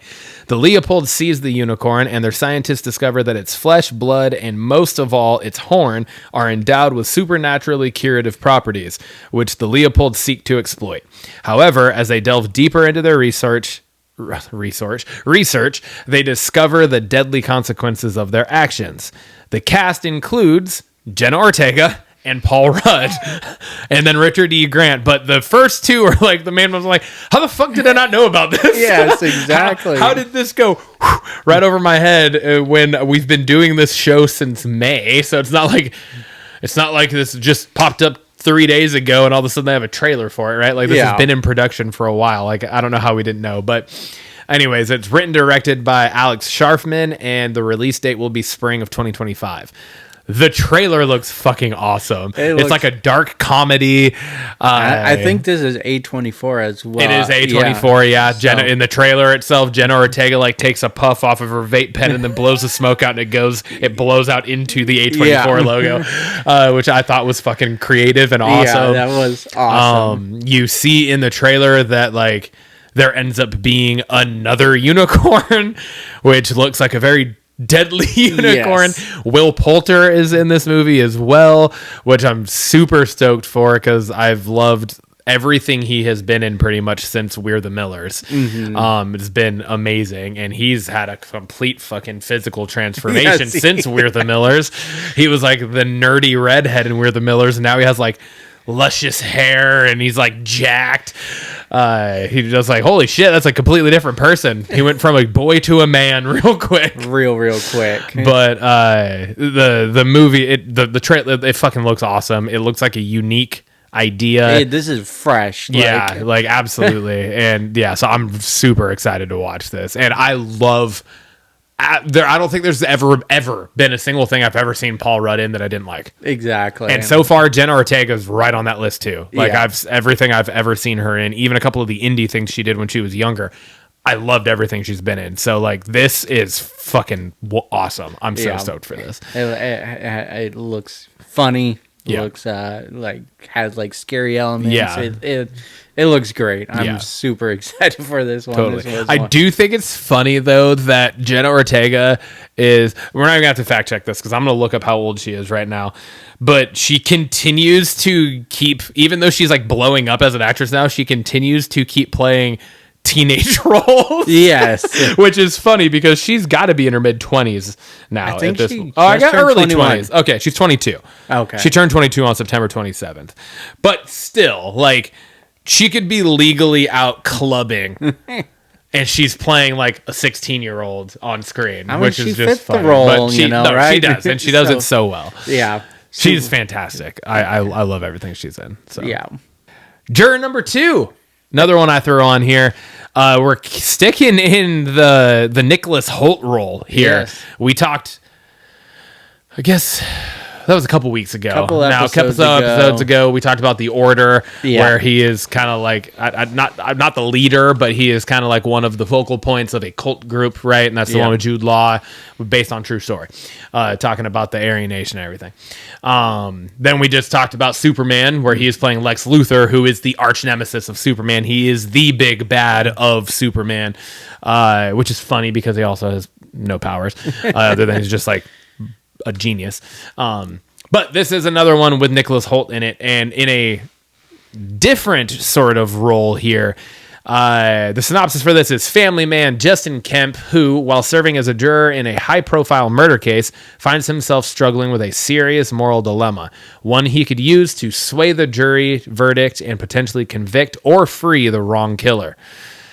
So, the cast is Nicholas Hoult, Toni Collette is in it, Zoe Deutsch, I don't know if I said that right, Kiefer Sutherland, and J.K. Simmons.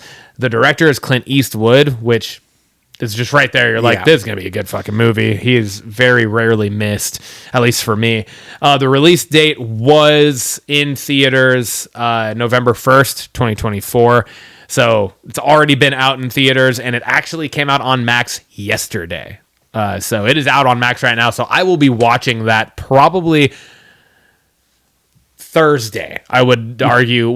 Maybe Friday. We'll see, just with the holidays and everything. But I'm on break now, and Lindsay will go to work with Lainey at one point. So I will be home with a little me time to watch some shows, and I will be watching this. But essentially in the trailer, what you see is Nicholas Holt's character is driving home one night in a really rainy, dark, stormy environment, and he hits something. He gets out, doesn't see anything. He assumes it was a deer, continues on his way. Fast forward, he gets called to jury duty, and he gets called to jury duty in this murder case. Well, this murder case, as he's sitting in the jury, he starts to like recognize similarities to certain things, and he starts to kind of freak out because he's thinking that it might not have been a deer that he hit. He might actually be the person that killed this person. And now he's on the jury for the person that he thinks he killed, which means he is now in that role of helping decide whether or not the person that he thinks is probably not the killer goes to jail or goes free. But in order for him to get him to go free, he then has to kind of cough up the fact that he thinks he may have been the one that did it. So again, I think this is a totally new-ish, at least to a point, type of storyline. I haven't really seen or heard anything like this. Mm-hmm. It looks really good. The trailer was like, fuck yeah. And I'm stoked to watch this. The way the trailer played out was like just pure gold. Like, it was just like, okay, he hit something. Oh, he's doing his due diligence, checking around, and it's just like suspenseful. And then I was like, where is this going? And then all of a sudden it starts revealing more and more. And I'm just like, holy shit, this is going to be so good. I know. I'm so stoked for this. It looks great. I can't really, like, I kept seeing the title, Juror Number 2, like, it was popping up on social. I know, but I same, never and I slowed never- down yeah. to watch the trailer until you posted it. And I'm like, holy shit, this looks phenomenal. So, And this was pointed out to me by a couple of my coworkers. nice. Yeah. So we were all sitting there, and I was showing them the gorge, and I showed them the order, and then because I showed them the order, they're like, "Oh wait, he's in this other show that I've seen," and they like look it up, and it was this, and then we watched the trailer for this, and I was like, "Fuck, I'm adding that to." I was like, "I know it's already out, but like whatever, Yeah. like we haven't seen it yet, and it's just now coming out on streaming." Yeah. So. No, I'm super excited for this one. I too will hopefully be watching this in the next week. So, Hopefully get to talk about it on our binge recap next week. yeah. All right, this brings us to Blockbusted. And what Blockbusted is it takes a movie from the previous month, typically streaming or whatever, but it takes the lowest combined score on Rotten Tomatoes. Yeah. And we watch it, unfortunately, maybe sometimes. And we give our thoughts. But we do it for the people. And we give our thoughts, and then we give our own score on this. So this movie is called Armor. Thanks for doing the research on this every month and finding this. Yeah. It's not that easy to do on Rotten Tomatoes. Like, I have it down. Okay, good. I have it down now. I have it down on my phone. That's where I find it usually. It's just like, because you can like type in filters and stuff. Gotcha. So I have it down to be able to find it pretty quick. The synopsis for this great movie is Academy Award nominee Sylvester Stallone and Jason Patric star in an action-packed thriller about the lengths one man will go to save what's left of his family and reclaim his own life. James and his son Casey are armored truck drivers tasked with delivering a suspicious package. After a violent ambush on the road, James and Casey are trapped until they discover the value of what they have been carrying and join forces to outgun and outwit their attackers. Again, this cast: Sylvester Stallone, Jason Patric. It's a Prime. We watched it on Prime Video, but you can. It's like you can watch it anywhere. I watched it on Apple TV. You just rent it on there. Oh, okay. Rotten Tomatoes score 0% critic score off of 21 reviews, 34% fan score off of 50 plus reviews. So not a lot of reviews in there, but enough to give us a good, genuine idea that this is a very low rated, perfect for our Blockbusted segment. Yeah. Ryan, what kind of thoughts do you got? This was not a good movie. You said Rollerball was a bad. This movie takes the cake. I would watch Rollerball 10 times more than this movie again. Yeah, I hope I never have to watch either of them again. I'm going to be honest. This was bad. It was really fucking bad. There were almost no moments of this movie where I was like, oh yeah, makes sense. No, there was very little of that. We got a return of a flashback, though. We did. Every weird. I think practically has a flashback. I think only one of the ones that we've watched so far hasn't. Yeah. For Blockbusted. Yep. At least this flashback, it only happened twice. But it really didn't feed into the movie. It really didn't. It really didn't play at all a role in it outside of finding out why Jason Patric's character is an alcoholic, I guess. Yeah. Like that might be the only real thing because like you don't witness any tension between him and his son until after the flashback. Yeah. And then which it's and then it's like now you see what happened. And then now there's tension, but then all of a sudden he quickly like forgives the dad. And it's just like, what the fuck? The entire water scene with the truck was so fucking terrible. This takes the cake for the log one. Oh my God. Yeah. Yes. I would rather watch Clear Cut 100% over this. It was so bad, dude. The tear gas into the. That's not the way cars work. They were like dropping them outside the fucking vehicle, and this is an armored truck.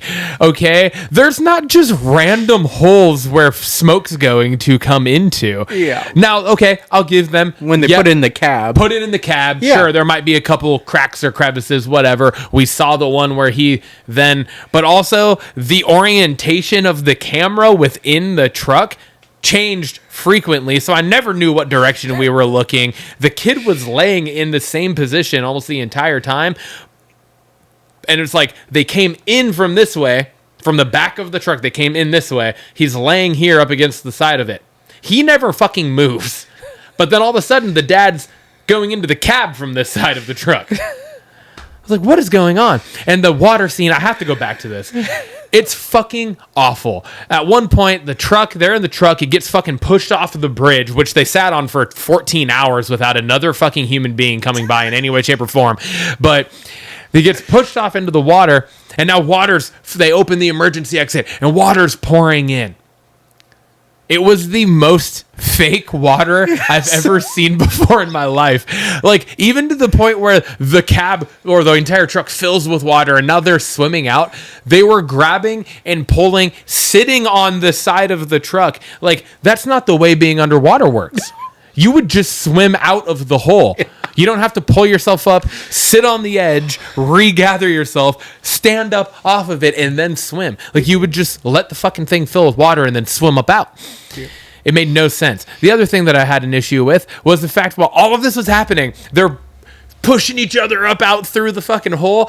Why the fuck was the dude that drove them off of the bridge, the one guy at the point that you thought was left, the bad guy, not paying attention and just fucking shooting them as they come out of the truck? Then they're in the water. And no, hold on, before you jump in.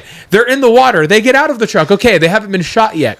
But instead of then swimming under the bridge to where they're out of fucking gun range, they swim the complete opposite direction, the long way to the shore. It made no sense. This is the worst movie I've ever seen before in my life, Tim. It's fucking terrible. I will give the one guy credit for not shooting from the bridge because there was a big explosion. Maybe he got knocked over or something.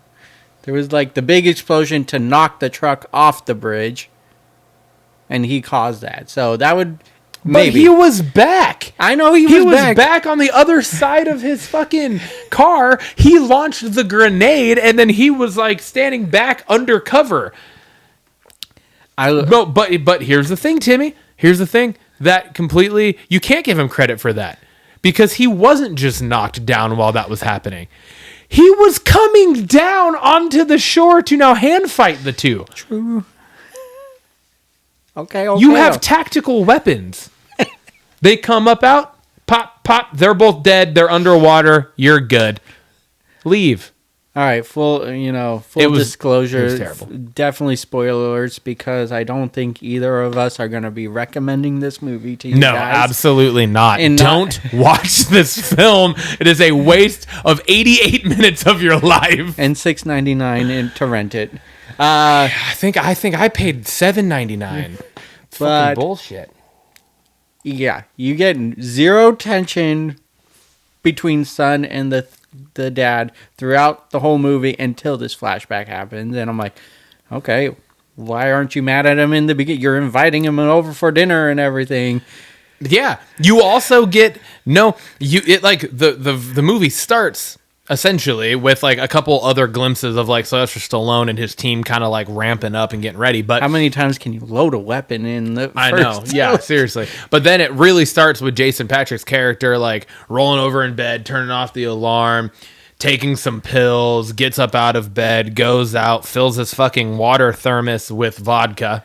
And then he goes and leads an AA class, which, okay, you know, that's actually not bad character development. Yeah. That's actually solid. You have the dude that is like supposed to be the sponsor for all these people and like leading an AA class, but he is actually fucking really struggling and he is drinking alcohol.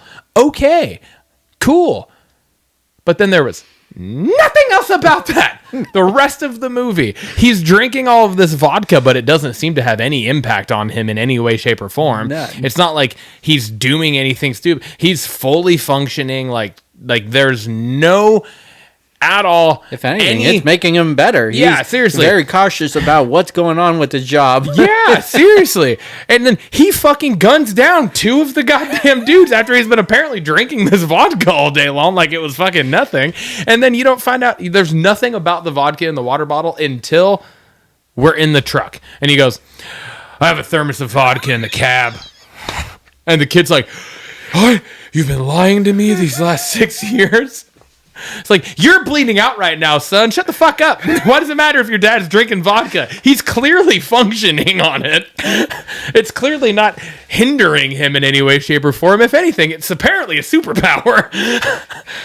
This movie was dog shit, Tim. None of the characters had any there was nothing. Like how they're actors, I don't know. Yeah. Other than Sylvester Stallone. And then I think this might have been the worst part about the entirety of it. Oh, God. Who does Sylvester Stallone get picked up by at the end of the movie? Oh, the banker. The fucking bank manager. How is that? How do you put that in and not have any form of connection to any of the shit in any other way? Like, that's just random. Oh, let's just plop that in to make to make the fans go, what the fuck? Like, and there's nothing. Can't wait for the sequel. Yeah, right. Can't wait for the second one. See the continuance of these garbage stories. It was bad, Tim. It was terrible. How did the son get shot when it was like was it a ricochet? Because it just shows a bullet hit by his head, and then he's like, oh, and then he's shot in the leg. I know. There was no part about any of this that was realistic at all. The truck gets tipped over. They climb out the fucking what did they climb out of? I think it was the driver's side. Yeah, they climbed out of the driver's side door onto, which is now the top of the truck, but it's the side of the truck that's facing upwards because the truck's on its side. But both of the tactical vehicles with the gunman in it are on either side of the truck. And none of them are They're acting like they can't see that these two are standing on top of this fucking truck. And then they're there. It starts shooting at them, and then those two somehow they miss. How do you miss? And then they drop down, and now it's like they can't fucking see them. The truck is like this. The bridge is like this. The truck is like this. The 2 cars are like this. They're standing here, and you can't just pop dead. We're good. Get the gold. All you had to do this number right here. Just. That's it. Just Sylvester Stallone. I know you're like 70,000 years old. You got bad hips probably. This might break you. But the other people on your team, you had plenty of them. You had 5 other dudes. Just that's all you had to do. Just hit a little. Just look around. Just peek. Peekaboo. I see you. You're hiding behind nothing. Nothing At all. How there was no police call when the initial chase was going on. Like, you got a van swerving back and forth. Oh, they tried to radio. Well, I know. They had the radio jammer, the other Tim. cars passing by, seeing this van just swerving around. And then, like you said, nobody crossing this bridge at all. Yeah. And then how do the cops show up at the end? Yeah. Did the jammers just all of a sudden get disconnected? And did Sylvester Stallone's character radio and be like, hey, we need some fucking help out here? And then he gets picked up and leaves. Like, all of a sudden, it's just the cops are there. Like, they just found out that in the middle of buttfuck nowhere, according to the kid, that they just found out that this happened. Yeah. There's so many things that were just questionable and didn't make any goddamn sense about it. And then why they just are cool with Sylvester Stallone at the end after he's the leader of this group holding him in this armor truck. Yeah. And he's just like, get out of here, man. He's like, fine. Cool. Yeah. You're good to go. Great movie. Yeah, it's fantastic. Oscar worthy. I'm rating it a 0. Sylvester Stallone. I'm rating it a -5. Academy Award nominee Sylvester Stallone. Totally. 100%. I'm rating this before I even rate it, I have one more fucking issue with this movie. Just the very ending. As him and his son, he's like holding helping his head, but then he's like helping his son walk towards the cops. Mm-hmm. His son was shot in the right thigh. He's bleeding out. Yeah. Okay. He is on the left side of his son, helping him walk. That's true. Didn't even think about it. I was just annoyed that Motherfucker, get on the other side. He can use his left leg is fine. Use his left leg to walk, and then you be the crutch that he then doesn't have to put very much weight on his right side. But no, you're making it very difficult because you're like having to drag him. It was just so many things. How was this movie put out? Thinking that, oh, this is a good idea. This is good. We did a good job here. Congrats, everybody. You made money. I doubt it. You all probably lost your entire investment on this because it was a piece of shit. 0%, 100%, all the way. You get a 0. If I could go lower than 0%, I would, but it's physically impossible. I agree. This is the worst movie I've ever seen before in my life, Tim. There was not nothing, a moment that I was interested. I did not like the soundtrack. There was nothing. There was just nothing. There was just nothing. There was music in this movie? It was like every other scene. They were just doing these random, like trying to be fancy films, shots, and it was really bad. And there's tear gas coming into the truck. Put the foam in the corners. Get the foam. That'll fix it. Why did no one try to go through the plastic hatch at the top of the armored truck? Because it was an armored truck, Tim. From the outside, it's covered in armor. It's an armored truck, Tim. And we got the return. I don't feel like armored flames. trucks have emergency hatches. I don't think so. I could be wrong about that. That maybe fact check that. Now I got to fact check. Yeah, maybe fact check that. I just don't feel like they would. I think this takes the Hall of Fame for worst movie out there. So far, yes. This was. Could we find another? I'm sure we will in our adventures of Blockbusted. I was reading through the fan reviews just because I was curious who was enjoying this. We had some asking, can't wait for the sequel. This was action-packed. No, it was not. It wasn't. Every random scene was a shot, but then nothing. They were just hovering around the armored truck. There was not very much action. And there's other movies out there. The most action that took place in this movie was them driving up alongside the truck and just bouncing off of it. Yeah. I mean, phone booth. Why are you trying to pit maneuver an armored truck in a van? You weigh less than this fucking thing. You're not going to pit maneuver it. Yeah. Phone Booth is a movie proving that a movie could take place in one area and be successful. This is not one of those. Yeah. So, anywho's, do not watch this. Please do not waste your time. Don't do it. It was awful. If you do like terrible movies, then this is right up your alley. Then go watch it. If you have terrible taste in your own life and you want to watch something that you could get you could have a better time literally watching poop come out of a dog's butthole. It's more action packed. I promise. This movie is terrible.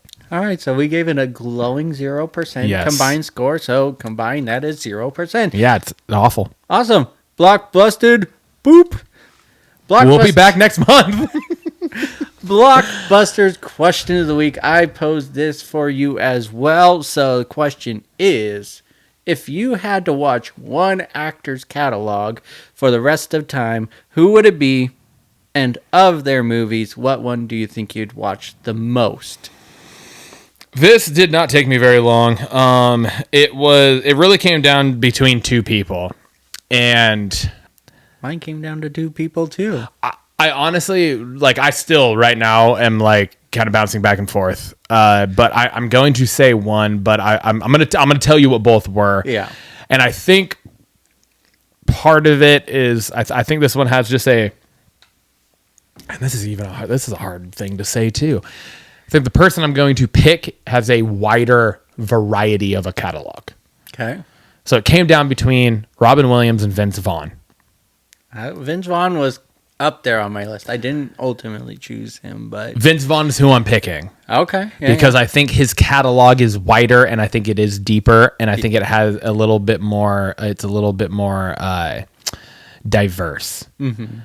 There's different roles. I mean, you think with domestic disturbance, mm-hmm. you think with was it Psycho? Psycho, yeah. Psycho with Freaky. And then obviously all of the comedies, the romantic comedies, just the stupid comedies, the fucking The Watch, right? The kind of science fiction-y comedies, like so many things. He's in so much shit. The cameos that he's in, because that counts as his catalog, right? Like, so you get a lot of other movies in that way as well. Yeah.